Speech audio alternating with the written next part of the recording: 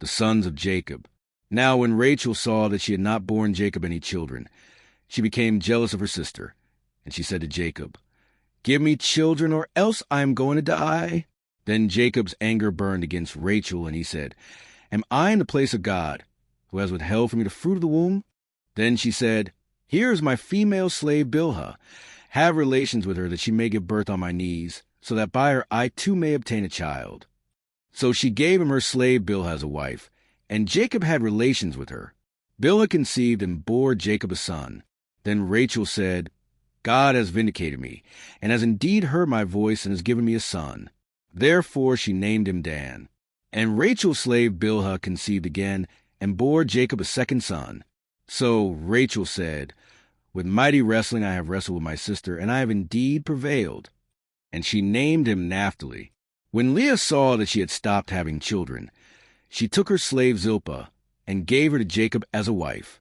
And Leah's slave Zilpah bore Jacob a son. Then Leah said, "How fortunate!" So she named him Gad. And Leah's slave Zilpah bore Jacob a second son. Then Leah said, "Happy am I, for women will call me happy." So she named him Asher. Now in the days of wheat harvest Reuben went and found mandrake fruits in the field, and brought them to his mother Leah. Then Rachel said to Leah, "Please give me some of your son's mandrakes." But she said to her, "Is it a small matter for you to take my husband?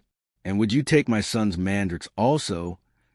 So Rachel said, "Therefore he may sleep with you tonight in return for your son's mandrakes." When Jacob came in from the field in the evening, Leah went out to meet him and said, "You must have relations with me, for I have indeed hired you with my son's mandrakes." So he slept with her that night. God listened to Leah, and she conceived and bore Jacob a fifth son. Then Leah said, "God has given me my reward, because I gave my slave to my husband." So she named him Issachar. And Leah conceived again and bore a sixth son to Jacob. Then Leah said, "God has endowed me with a good gift. Finally my husband will acknowledge me as his wife, because I have borne him 6 sons." So she named him Zebulun. Afterward she gave birth to a daughter, and named her Dinah. Then God remembered Rachel, and God listened to her, and opened her womb. So she conceived and gave birth to a son, and said, "God has taken away my disgrace." And she named him Joseph, saying, "May the Lord give me another son." Jacob prospers. Now it came about, when Rachel had given birth to Joseph, that Jacob said to Laban, "Send me away, so that I may go my own place and to my own country. Give me my wives and my children for whom I have served you, and let me go, for you yourself know my service which I have rendered you."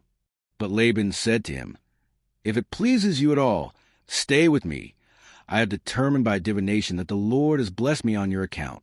He continued, "Name me your wages, and I will give them." But Jacob said to him, "You yourself know how I have served you, and how your livestock have fared with me. For you had little before I came, and it has increased to a multitude, and the Lord has blessed you wherever I turned. But now, when shall I provide for my own household also?" So he said, "What shall I give you?" And Jacob said, "You shall not give me anything. If you will do this one thing for me, I will again pasture and keep your flock. Let me pass through your entire flock today, removing from there every speckled or spotted sheep, and every black sheep among the lambs, and the spotted or speckled among the goats, and those shall be my wages. So my honesty will answer for me later, when you come concerning my wages. Every one that is not speckled or spotted among the goats, or black among the lambs, if found with me, will be considered stolen." Laban said, "Good, let it be according to your word." So he removed on that day the striped or spotted male goats, and all the speckled or spotted female goats, every one with white on it, and all the black ones among the sheep, and put them in the care of his sons. And he put a distance of 3 days' journey between himself and Jacob. And Jacob fed the rest of Laban's flocks. Then Jacob took fresh rods of poplar, almond, and plane trees, and peeled white stripes in them, exposing the white that was in the rods. He set the rods which he had peeled in front of the flocks in the drinking troughs, that is, in the watering channels where the flocks came to drink, and they mated when they came to drink. So the flocks mated by the rods, and the flocks delivered striped, speckled, and spotted offspring. Then Jacob separated the lambs, and made the flocks face toward the striped and all the black in the flock of Laban. And he put his own herds apart, and did not put them with Laban's flock.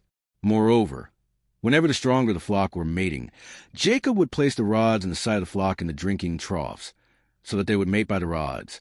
But when the flock was sickly, he did not put them in. So the sickly were Laban's, and the stronger were Jacob's. So the man became exceedingly prosperous, and had large flocks, and female and male servants, and camels and donkeys.